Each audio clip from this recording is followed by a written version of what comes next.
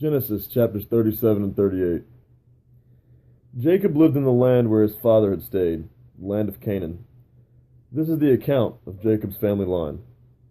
Joseph, a young man of 17, was tending the flocks with his brothers, the sons of Bilhah and the sons of Zilpah, his father's wives, and he brought their father a bad report about them. Now Israel loved Joseph more than any other of his sons, because he had been born to him in his old age. And he made an ornate robe for him. When his brothers saw that their father had loved him more than any of them, they hated him, and could not speak a kind word to him. Joseph had a dream, and when he told it to his brothers, they hated him all the more. He said to them, "Listen to this dream I had. We were binding sheaves of grain out in the field, when suddenly my sheaf rose and stood upright, while your sheaves gathered around mine and bowed down to it. His brothers said unto him, Do you intend to reign over us? Will you actually rule us? And they hated him all the more because of his dream and what he had said. Then he had another dream, and he told it to his brothers. Listen, he said, I had another dream, and this time the sun and the moon and 11 stars were bowing down to me. When he told his father as well as his brothers, his father rebuked him and said, What is this dream you had? Will your mother and I and your brothers actually come and bow down to the ground before you? His brothers were jealous of him, but his father kept the matter in mind. Now his brothers had gone to graze their father's flocks near Shechem. And Israel said to Joseph, As you know, your brothers are grazing the flocks near Shechem. Come, I am going to send you to them. Very well, he replied. So he said to him, Go and see if all is well with your brothers, and with the flocks, and bring word back to me. Then he sent him off from the valley of Hebron. When Joseph arrived at Shechem, a man found him wandering around the fields, and asked him, What are you looking for? He replied, I am looking for my brothers. Can you tell me where they are grazing their flocks? They have moved on from here, the man answered. I heard them say, Let's go to Dothan. So Joseph went after his brothers, and found them near Dothan. But they saw him in the distance, and before he reached them, they plotted to kill him. Here comes that dreamer, they said to each other. Come now, let's kill him and throw him into one of these cisterns, and say that a ferocious animal devoured him. Then we'll see what comes of his dreams. When Reuben heard this, he tried to rescue him from their hands. Let's not take his life, he said. Don't shed any blood. Throw him into this cistern here in the wilderness, but don't lay a hand on him. Reuben said this to rescue him from them and take him back to his father. So when Joseph came to his brothers, they stripped him of his robe, the ornate robe he was wearing, and they took him and threw him into the cistern.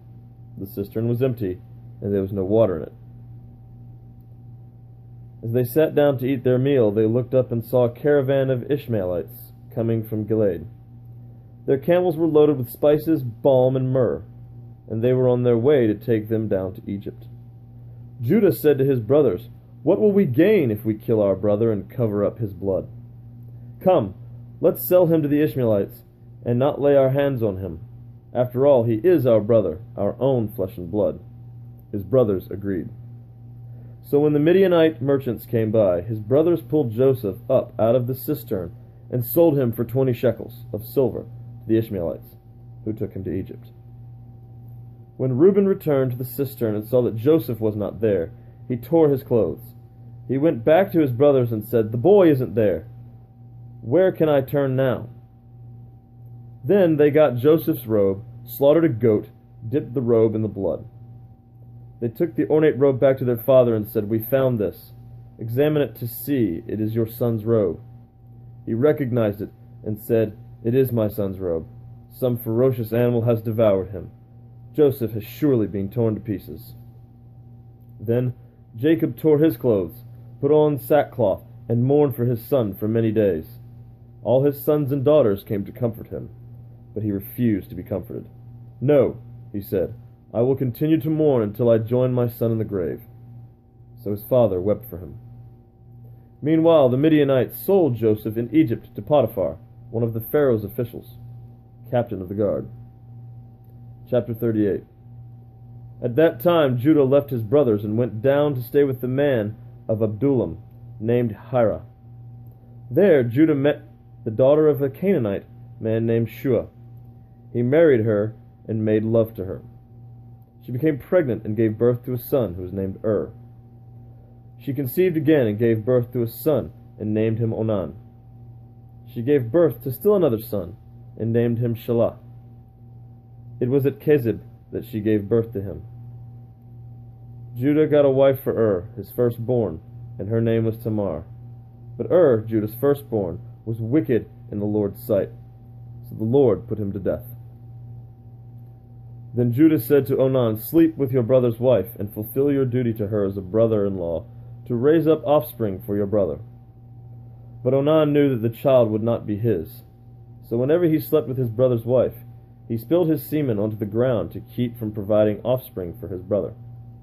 What he did was wicked in the Lord's sight, so the Lord put him to death also. Judah then said to his daughter-in-law Tamar, "Live as a widow in your father's household until my son Shelah grows up." For he thought, he may die too, just like his brothers. So Tamar went to live in her father's household. After a long time, Judah's wife, the daughter of Shua, died. When Judah had recovered from his grief, he went up to Timnah, to the men who were shearing his sheep, and his friend Hira, the Adullamite, went with him. When Tamar was told, "Your father-in-law is on his way to Timnah to shear his sheep," she took off her widow's clothes, covered herself with a veil to disguise herself, then sat down at the entrance to Enaim, which is the road to Timnah. For she saw that though Shelah had now grown, she had not been given to him as a wife. When Judah saw her, he thought she was a prostitute, for she had covered her face.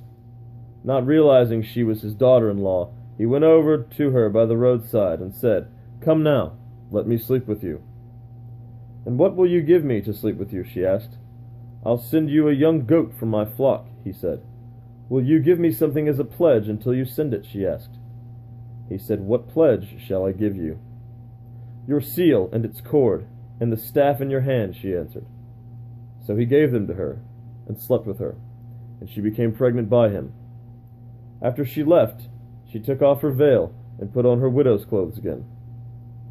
Meanwhile Judah sent the young goat by his friend the Adullamite, in order to get his pledge back from the woman, but he did not find her.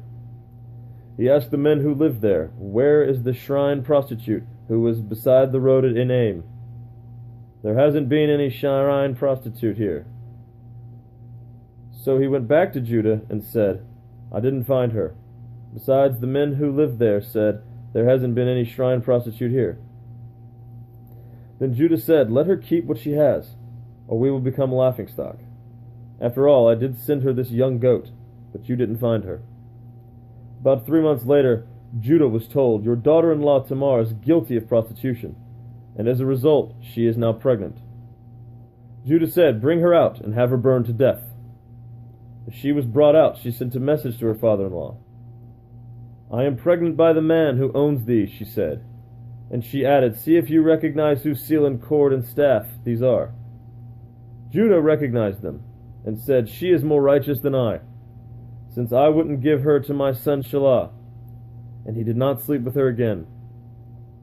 When the time came for her to give birth, there were twin boys in her womb. As she was giving birth, one of them put his hand. So the midwife took a scarlet thread and tied it on his wrist and said, "This one came out first."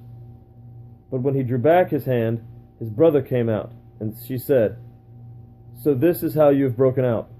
And he was named Perez. Then his brother, who had the scarlet thread on his wrist, came out, and he was named Zerah.